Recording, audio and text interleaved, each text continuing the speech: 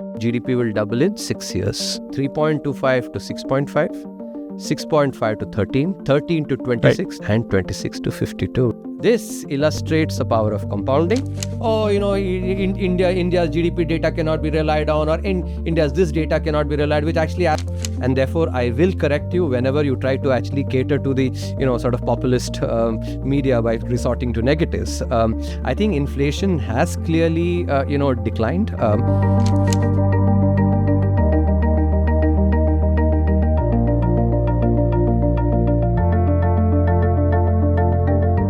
Hello and welcome to Strategic Minds by Outlook Business. I'm your host, Neeraj Thakur.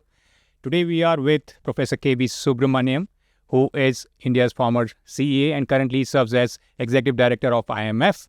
Today we are with him to discuss his new book, which is India at 100.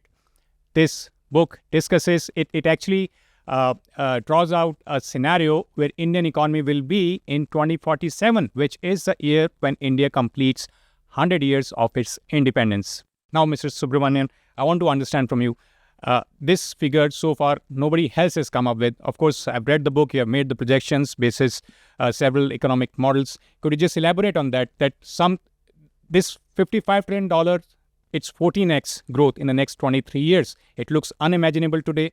What do you think about it? Thank you very much, Neeraj, for having me here. Let me start by using some past cases of large GDP growth. Let's start with Japan. Let's take the period 1970 to 1995. Yep. In 1970, Japan's GDP was about 215 billion. And it's by 1995, exact, so 25-year period, their GDP was $5.1 trillion. Right. 25 times. What was the GDP per capita in 1970? About $2,100. That GDP per capita had multiplied to 44,000, 22 times. What happened to their inflation? It from 8% in 1970 to 1% in 1995. Inflation had declined significantly. Their interest rates had declined. And what about their currency? The currency actually appreciated from 350 yen to the dollar to 85 yen to the dollar. Now, in this projection, I'm not even assuming any appreciation at all. As I'll explain, I'm assuming lower depreciation, but based on very, very, sound arguments about some important macroeconomic phenomena that have happened in India over the last, decade. So the key thing to keep in mind here is that in 2016, India implemented the inflation targeting framework. So if you look at the rupee dollar depreciation, historically, India's depreciation has been about 3 to 3.5% per annum. But that happened during a period when India's inflation on average was over 7%. Right. Since 2016, though, and I've checked the data up until March 2024. So 2016 to March 2024, the average inflation is 5%. Right. It's at least 2% lower. Yeah. And one of the fundamental principles, in international economics is that, ignore any real appreciation of the currency. In other words, real is basically your based on purchasing power. Ignore that. Even if, let's say, the real value of the rupee remains the same, if inflation is higher for the rupee, then the depreciation also have to be higher to make sure that the real value of the currency remains the same. This is a concept, and actually there's been an adequate amount of evidence. I in fact provide evidence as well. I test over various periods, 25-year periods and others as well. So if your inflation declines from more than 7% to 5%, then the depreciation of about 3 to 3.5% that prevailed when inflation was over 7% has to decline actually from 3.5% to less than 1%. And that's the fundament. Now, this makes a difference. Many times, if you don't understand the power of compounding, then, all these multiplication seems very, very, audacious. But right. I think there's a story as well I cover about using, the chessboard. There's a story actually illustrating the power of compounding.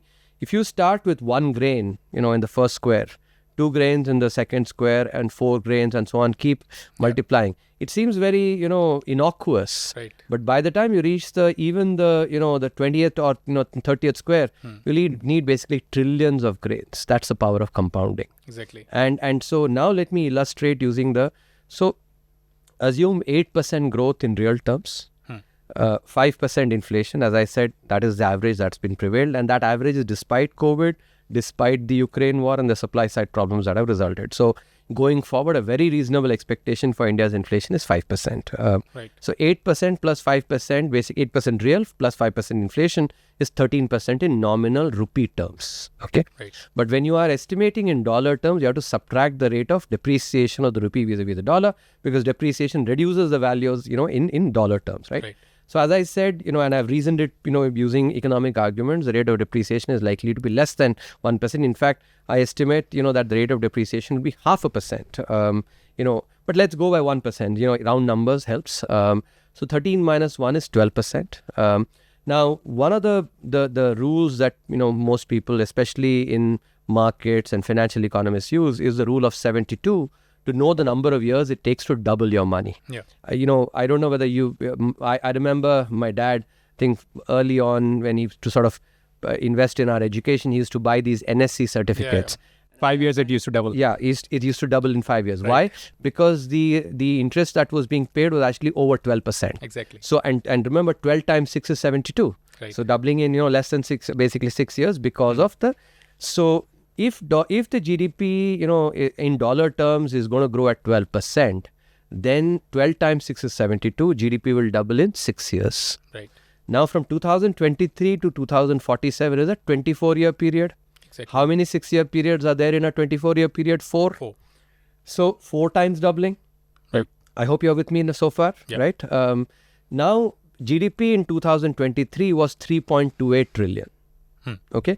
Let me round it off to a lower number, 3.25. So what's 4 doublings translates what? 3.25 to 6.5, 6.5 to 13, that's your second doubling, Right. 13 to 26, third doubling, and 26 to 52, which is the fourth doubling. That is basically close to the 55 trillion number. Right. Now, let me also illustrate some of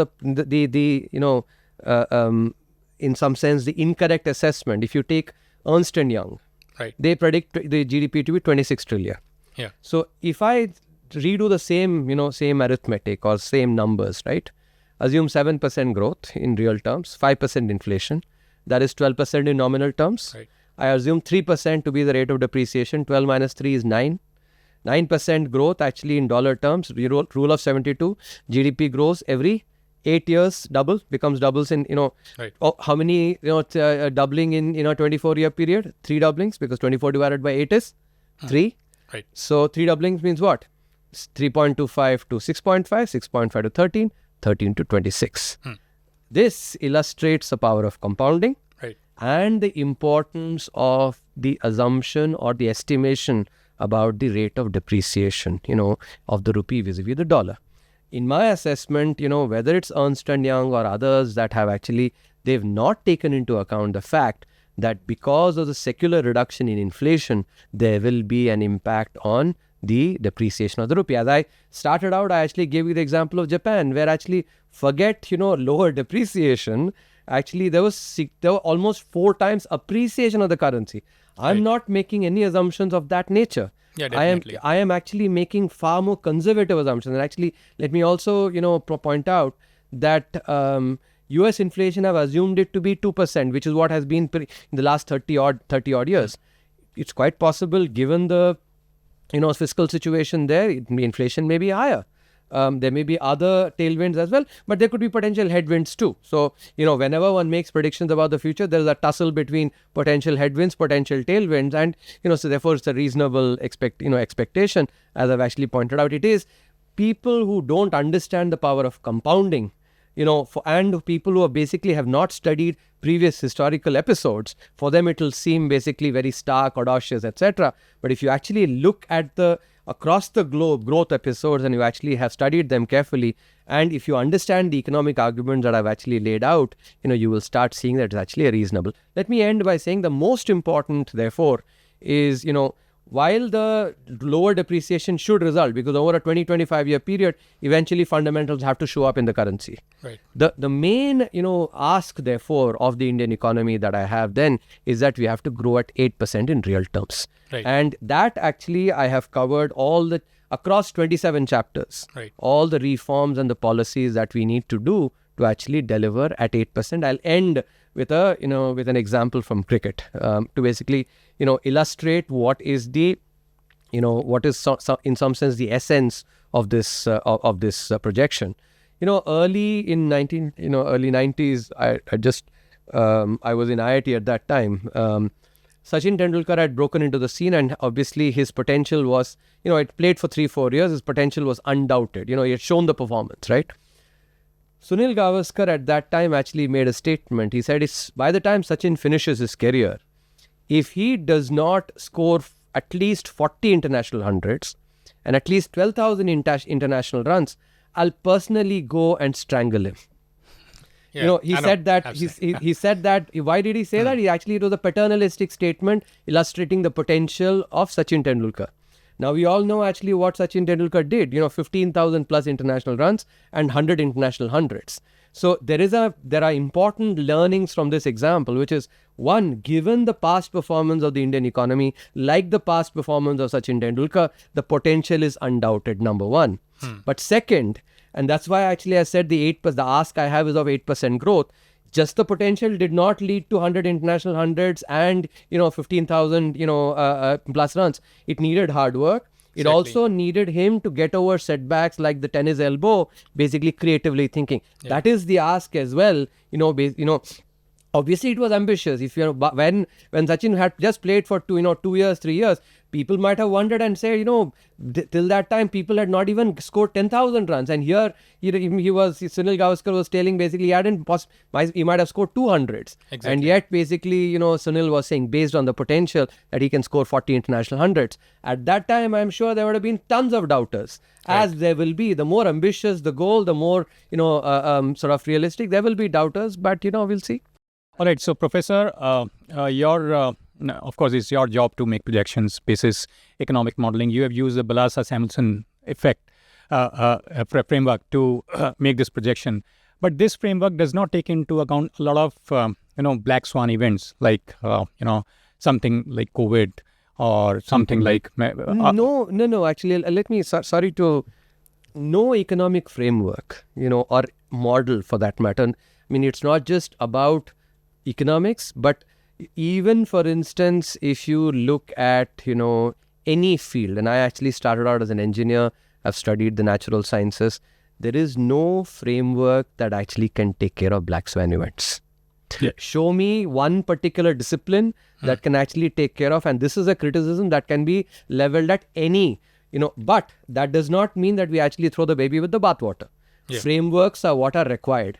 Right. And as I said, actually, not just, of course, the 8% growth, but I've also given two other scenarios. If we grow at 6% on average, for instance, then we'll be a 30 trillion economy. If you grow at 7%, that's actually then we will be up to 40 trillion economy. These alternative scenarios actually do capture the impact of some of the, headwinds that can come. And as I said, but there are tailwinds too, and Right. I think one has to keep in mind, if I or anyone for that matter, and not just about the economy, if somebody says basically, let's say that this is, some rocket scientist, or basically says that this is what the world will be, or humanity will be doing in terms of rocket launches in, let's say, in 25 years, they will also be using a framework that cannot incorporate black swan events. Right. So that aspect, that caveat has to be made about every projection. All right, Professor, let's set aside any kind of black swan events. However, I would want you to just elaborate upon the kind of challenges that India can face going forward, because your projection takes into inflation is a very important factor in your projection, because it will impact our foreign exchange rate. It will impact our economy's ability to control interest rates, because interest rates at the end of the day, it impacts the cost of capital for the industry. And that's what has been happening in India, because if you just look at India's food inflation has been the major problem for India in the last, we have done our own analysis, like 40 years, India has been struggling with food inflation. Every now and then there is a bout in food inflation, and RBI says that, we are just finding it difficult. So, and this is, one of the reasons why we have not been able to manage food inflation is because we have not been able to open up our agriculture sector to foreign competition. What's your take on this thing? Do you think that going forward, agriculture sector reforms are very important for India to be able to achieve its true potential in terms of GDP size? No, I'll respond to it, but let me first, I think, make sure that we are saying things that are precise. The first thing is that, as I said, we've been an economy that has actually faced double-digit inflation following the global financial crisis. Right. Not for 1 month, not for 2 months, not for 3 months, not for 6 months, for 18 months consecutively. Right. Compared to that situation, when we actually, not only did we have inflation of that order, we had current account deficit that was touching 6% of GDP. We had fiscal deficit that was 3.5 times that of the peer economies. As a result, after entering the global financial crisis in pink economic health, we basically exited out as part of a fragile five. Yeah. Compared to that, what we basically have faced now, is actually much lower. In fact, COVID, we entered actually with things being not that great, with, growth basically declining, and yet we have executed. So I think it is important to recognize, whether it's on inflation, that, there's been a secular decline. And as for food inflation also, you cannot have overall inflation having declined from 7% plus to 5% without food inflation itself declining, because almost half of the headline inflation, contribution is basically is of food. So I think these are important aspects. So I'm absolutely sympathetic to challenges that will come. As I said, that's why I have actually focused on alternative scenarios. But many times actually, whenever in my media interactions, I find that many of you have this tendency to only focus on the negatives, and there's also oftentimes an effort to try and resort to these binaries. I know it is, I guess, human tendency to basically latch on to negatives. I actually like having a much more balanced view. And therefore, I will correct you whenever you try to actually cater to the, sort of populist media by resorting to negatives. I think inflation has clearly, declined. Of course, there will be challenges. As I said, that's why I used the example of Sachin Tendulkar. I said, actually, he had a tennis elbow surgery. He had, obviously, don't you think, at the time when Sachin was batting, every team, Australia, everybody included, would have been seeing videos and saying, how do we tackle this guy? There's actually Mark Taylor, actually Australian captain, is on record saying that, half the time we would research, Sachin. But yet he actually worked hard to be able to overcome those, right? And with setbacks as well. So there will be, let me not, in a 25-year period, there will definitely be potential challenges. But at the same time, there will be opportunities as well, tailwinds and headwinds. What I don't want our viewers to, and especially because of this bias to focus on the negatives, to only highlight challenges and not focus on some of the opportunities. I think given the young population we are, given the reforms that you actually have embarked upon over the last decade, which incidentally I actually point out as well. If you look at productivity growth, right. This is using Penworld tables data. So many times actually those who want to sort of paint an incorrect narrative, will say, India's GDP data cannot be relied on, or India's this data cannot be relied, which actually, as it turns out, and I've put lots of posts in the social media, many of them are actually not right. So in this case, even that criticism does not apply. This is Penworld tables data. Using Penworld tables data, you actually, if you look at the productivity growth, from 2002 to 2013, productivity growth was 1.3% per annum. From 2014 onwards, that productivity growth is basically 2.7% per annum. This is something which actually is a positive that we should be talking about as well. Because productivity growth, actually once productivity increases, typically, it stays at that level. So with that kind of productivity growth, and by the way, even the estimation of 8% growth that I've done, actually, I'm not making any assumption here. Actually, I've sort of, as trained in, in engineering, to think ab initio. which means that I am building from foundations, basically, rather than just assuming there is a house.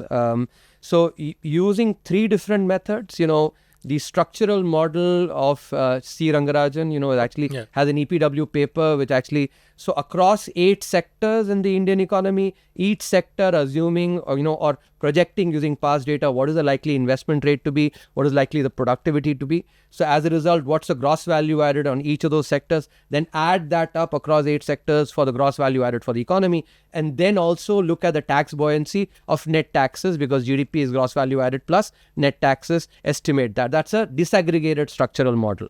I've also then, the classical model in economics is actually Robert Solow's, which is actually the Solow model, where you model the economy as one unit, sort of homogeneously without taking into account differences across sectors. I've done that as well. That's the second approach. And third, using past data, statistical methods that basically fit a trend to past data, estimated growth as well. Using that, I've actually said India's growth, potential growth, actually there are different scenarios, can in fact be 8%. So I've done 3 scenarios, and a pessimistic scenario, a realistic scenario, and an optimistic scenario. And based on that, if you use a disaggregated model, in fact, one of those scenarios actually delivers growth of 9.4% if your investment rate is at the 60th percentile. Which means 60th percentile, just for viewers who basically are not statistically inclined. If I were to rank all the investment rates that have prevailed over the last 30 years, and then among the ranks, I actually pick the 60th rank there. That is basically the 60th percentile. Right. So I'm not going and saying 90th percentile. I'm only picking the 60th. Using that, the growth comes out to be 9% plus. So which means I'm not being very, very aggressive in these assumptions, because I built it up from bottoms up, and using that, I'm actually projecting that India can indeed grow at 8% because of the productivity, and because of the formalization that will happen. If you look at the growth drivers, estimates vary. A large section of our economy still continues to be informal. And this is where many times we make a mistake. We actually, because me included, a lot of what we've learned about economics is from stuff that has happened in the advanced economies. And, but when we apply it to a country like India, we have to be careful, because, advanced economies, almost the entire economy is formal. In contrast, in our economy, our estimates vary anywhere between half to maybe 2/3 of the economy is informal. And productivity in the informal sector is far lower than productivity in the formal sector. So just the formalization itself actually will increase productivity, and eventually growth is about productivity and investment. The second driver is, if you compare to, if you take even our formal sector firms and compare them to the, to formal sector firms, in abroad, or some of their peers abroad, our formal sector firms' productivity may be actually about 1/4, or maybe 1/5 of those, the formal sector firms. There is a huge runway there as well for them to catch up on the productivity through innovation, through entrepreneurship, actually, which has been emphasized, and there's been good outcomes in the last several years. A third driver, and actually I'm just choosing a few to highlight. A third driver is credit creation itself, and this is something data is, again, will reveal the kind of runway we have for us to. In 1960, world's private credit to GDP ratio, the global ratio, was 60%. In 2020, we reached 60%, or we actually were 58%. Today, or maybe in 2020, if you look at the data, the credit to GDP ratio, actually many advanced economies, more than 200%, but average would be about 178, 180%. So in other words, we have enormous, significant runway to actually increase credit creation. And credit, I'm sure you and everybody else understands, if you want to start a new firm, you need money, and credit actually enables you to go and fructify your idea. I have absolutely no doubt actually in the phenomenal ability that our entrepreneurs have, because of the socialist era policies, and because of, many shackles that we imposed on our entrepreneurs, we basically have not really, enabled them to go and fructify their potential. But through credit growth, through formalization, through innovation, through entrepreneurship, we can unshackle our entrepreneurs. Actually, and the phenomenal talent we have, in India. I say this basically as somebody who's seen the Indian economy now for the last 30 years. So these are all the drivers that can actually lead to growth. So I have no doubt that, we can grow. But it's not going to be automatic. I think if we just sit back and say 8% growth ho jayega, nahi. You have to work hard. As Sachin Tendulkar did not sit back just because Sunil Gavaskar said ki, I will score 40 hundreds. He continued working hard. That is the important thing. So, and let me, on a more philosophical, and this is my sort of a exhortation, I fundamentally believed that pessimistic thinking is sufficient for negative outcomes. But optimistic thinking, or at least reasonably balanced thinking, is only necessary for positive outcomes. And therefore, when there is potential, it is important to highlight that. I'm sure, Sachin Tendulkar would have actually felt very gratified, or would have felt that I have the potential when he heard a Sunil Gavaskar basically assess, and that gave him belief. So we need people like Sunil Gavaskar actually to talk about the Indian economy, saying, hey, like Sachin Tendulkar, you have the potential. And, this is not basically sort of some fantasy or imagination. Proper data, proper economic analysis, proper performance over the past based on which actually this assessment has been made. I have absolutely no hesitation in saying that I actually would rather look at the potential than keep basically drumming all the negatives that like many people do. All right, Professor. Now coming to your personal life, you are known as a family man. You left your job as a CA at a time when your son was, I think he entered high school, and you had mentioned that thing that, you wanted to be with your son. Is it that your son had requested it, or you just yourself decided to just leave this job and just go to be with your son? Well, see, many of these choices are made based on what one benefited from. I come from a humble background. My lower middle class family. My father worked in the Indian Railways, started in the clerical grade. He had lost his father when he was only 7 years old, and, joined the Indian Railways in the clerical grade. And he took care, the two brothers. He made sure that the education that he was deprived of, that he basically, gave us the education. And he was there for us, when we needed him. I remember, for instance, at a particular conversation, when I was thinking of preparing for CAT, I remember actually telling him, saying, many of these, they're all rich people's kids who, go and watch Hollywood movies. I have not done any of that stuff. But how will I get into CAT? I'm being brutally honest here, so that those who, think that they can't, people like us also have gone through our phases of doubt. And at that time he said, okay, they might have done it, let's say in their first 15, maybe 16 or 18 years of your life. Who stops you now? Actually, you go and watch, you watch those movies, you go and read those books. I remember something which I always tell my, my kids and my students as well. He used to say, what, they are born with two horns or what?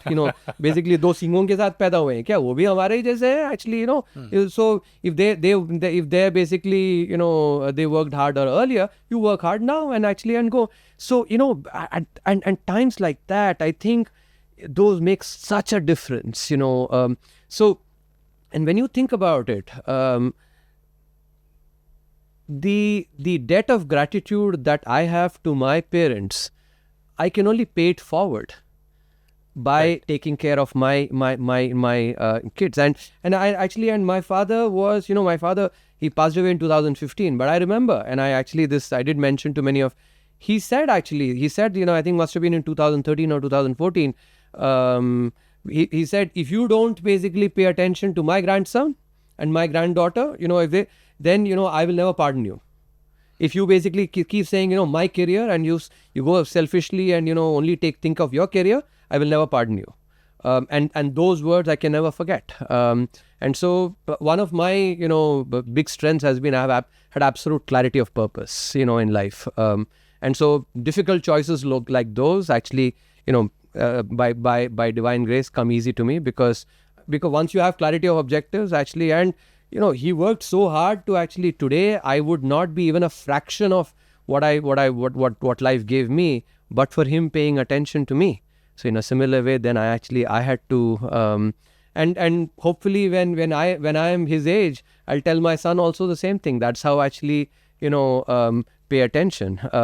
I think if one is selfish in one's personal life, there is no way one can actually be, not be I, me, myself in other spheres as well. And I don't like being that. I think it's my family that gave me everything that, and my parents. So I think that it was my duty, and I was doing my duty.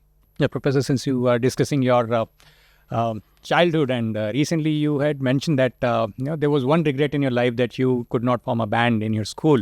And when your son was playing guitar in his school band, I think it was his farewell.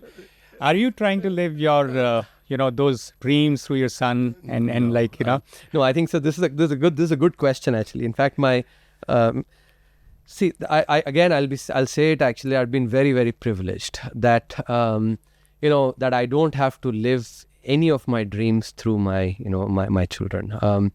It was I sing well, but at the time when I was growing up, as I said, my parents were the fact that they actually could take care of my education itself is enough. There is no way they could have paid for any extracurricular activities like music, etc.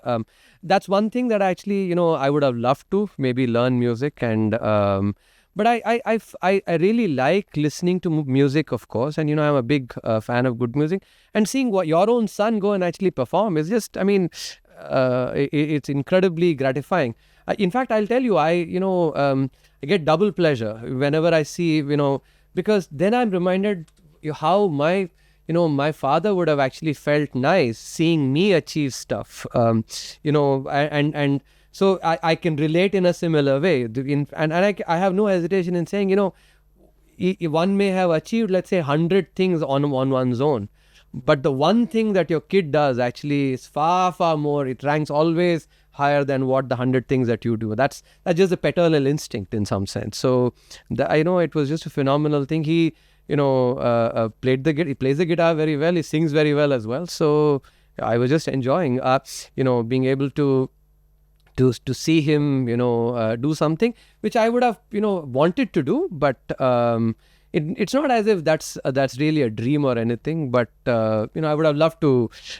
Though I must say, actually, I do, even now I indulge, even though I'm not trained as such, but I do indulge myself in singing, whenever I get an opportunity. Like, do you sing on his guitar? No, he says actually the problem is he